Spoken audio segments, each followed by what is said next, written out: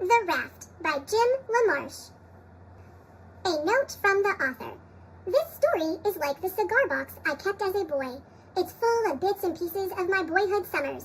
Like Nicky in The Raft, I spent those summers with my grandparents at a cottage in the North Woods. My grandma was a self-taught artist and a fine fryer of perch and bluegill. Also, like Nicky, I once found an old raft. It happened one day when my dad and I were running our dog, Brownie, in the rolling hills near town. We came to an abandoned camp where we found a small artesian pond with water coming up from the ground springs as cold and clear as glass. In the weeds along the shore, we found an old raft and a smooth pine pole. Much to my surprise, my dad let me take the raft out on the pond by myself. And again, like Nicky, I discovered the power of drawing and learned that when you draw something, you get closer to it and know it better. This story is a little about all of those things. A summer in the woods, a special grandparent, becoming a river rat, and becoming an artist. There's nobody to play with, I complained. She doesn't even have a TV. Dad grinned. Well, she's not your normal kind of grandma, I guess, she said. Calls herself a river rat, he chuckled. But I promise she'll find plenty for you to do. And you know I can't take you with me this summer, Nicky. There'll be no kids there, and I'll be spending all my time at the plant. I felt tears starting again, but I blinked hard and looked out the window. That afternoon, I stood in Grandma's yard and watched my dad drive away. Dust rose up behind our car as it disappeared into the pines. Well, we can't stand here all summer, said Grandma. Come on, Nicky, it's time for supper. Honey or maple syrup on your cornbread? Grandma asked.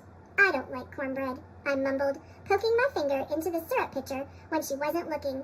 If you're going to do that, you'd better wash up first, she said. She had eyes in the back of her head. Bathroom's through there. I pushed the doorway curtain aside and walked into what would have been a living room in anyone else's house. Books were scattered everywhere, on the tables, on the chairs, even on the floor. 3 of the walls were cluttered with sketches and stuffed fish and charts of the river.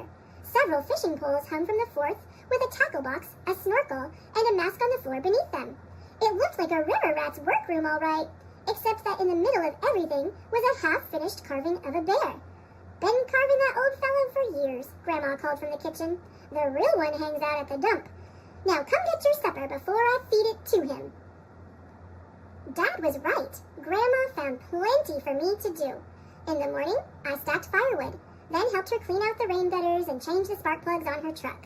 The afternoon was almost over when she handed me a cane pole, a bobber, and some red worms. Fish fry tonight, she said, showing me how to bait the hook. That river's full of fat bluegills. Drop your line near the lily pads and you'll find them. Down at the dock, I looked things over. The lily pads were too close to shore. There couldn't be fish there. I walked to the end of the dock and threw my line out as far as I could. Then I sat down to wait. And wait, and wait. My bobber never moved. There's no fish in this stupid river, I said out loud, disgusted. We had hamburgers for supper. Give it another try, said Grandma the next evening. I'll bet you catch something. Don't count on it, I thought, as I headed back to the dock. I threw my line in the water. Then I stretched out on the dock to wait. I must have fallen asleep because I was awakened by loud chirping and chattering. I sat up and looked around. A flock of birds was moving toward me along the river, hovering over something floating on the water. It drifted downstream, closer and closer, until finally it bumped up against the dock. Though it was covered with leaves and branches, now I could tell that it was a raft. What was it doing floating down the river all by itself, I wondered. I reached down and pushed some leaves aside. Beneath them was a drawing of a rabbit. It looked like those ancient cave paintings I'd seen in books, just outlines, but wild and fast and free. I cleaned away more leaves, and it was like finding presents under the Christmas tree. A bear, a fox, a raccoon, all with the wild look of the rabbit. Who had drawn them, I wondered? Where had the raft come from? I ran up to the cottage. Grandma was on the porch reading. Do you have some rope I can use? I asked. In the shed, hon, she said. Help yourself. She didn't ask me what I needed it for, and I decided not to tell her yet. I pushed the raft into the reeds along the river's edge, then tied it to the dock so it wouldn't drift away. All the while, birds flew over my head, every now and then swooping down to the raft as if it were a friend. A crane waded through the reeds to it. A turtle swam up from the bottom of the river. The moon had risen yellow over the river by the time I went up to the cottage to go to bed. I was already down at the dock the next morning when Grandma appeared with a life jacket and a long pole. She didn't seem surprised by the raft at all. or by the animal pictures all over it. How did you know? I started. Let's go, Grandma interrupted, tossing me the life jacket and stepping onto the raft.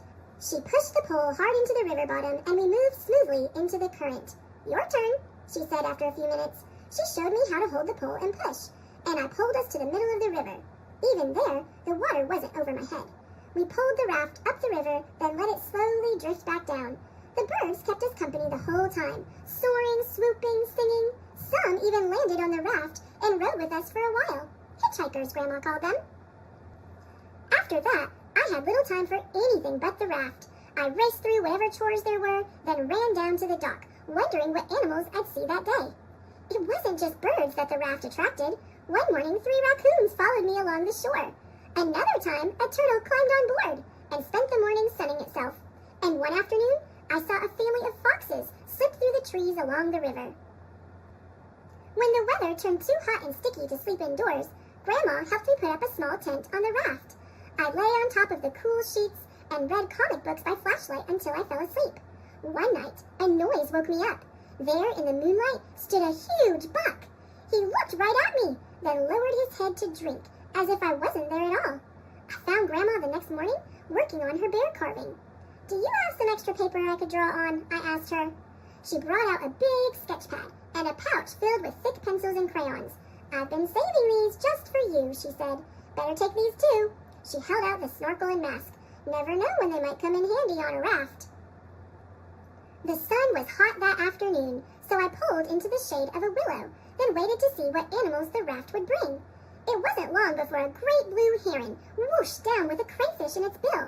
I grabbed a pencil and began to sketch. I felt invisible as the bird calmly ate its lunch right in front of me. Then it preened its feathers, looked back up the river, and flew off. That night, I showed my drawing to Grandma. Not bad, she said. Not bad at all. And she tacked it on the wall on top of one of her own sketches. One day, I pulled upriver farther than I'd ever been. Near a clump of tall cattails, I startled an otter family. They dove underwater, but, as with the other animals, the raft seemed to calm them down. Soon they were playing all around me.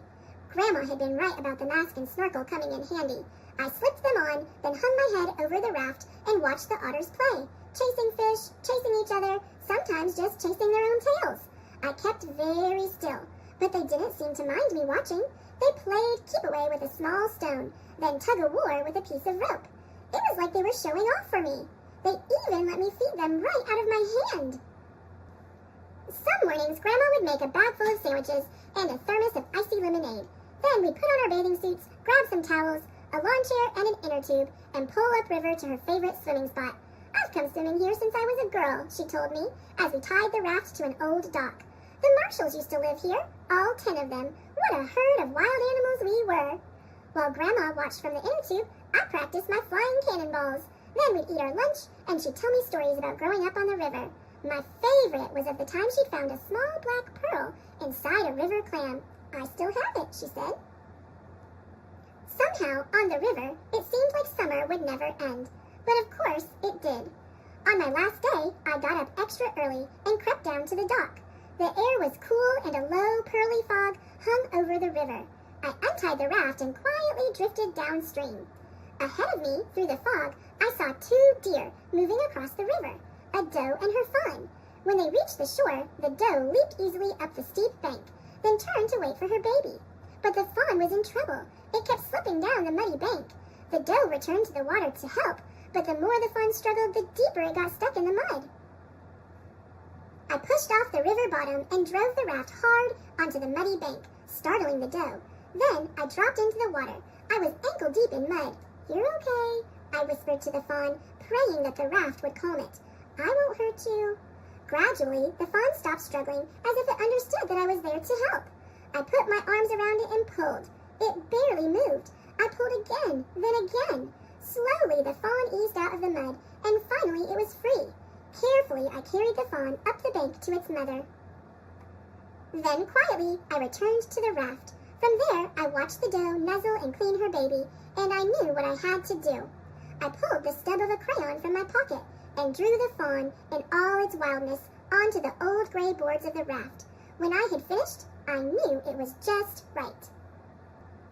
After supper, I showed Grandma my drawing of the fawn and told her my story. "It's perfect," she said, "but we need to do one more thing."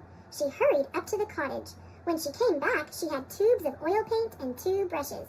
Grandma helped me trace my drawing with the oil paint, which soaked deep into the wood. "That'll keep it," she said. "Now you'll always be part of the river." "Just like you, Grandma," I told her. "A river rat." Grandma laughed. "Just like me," she agreed.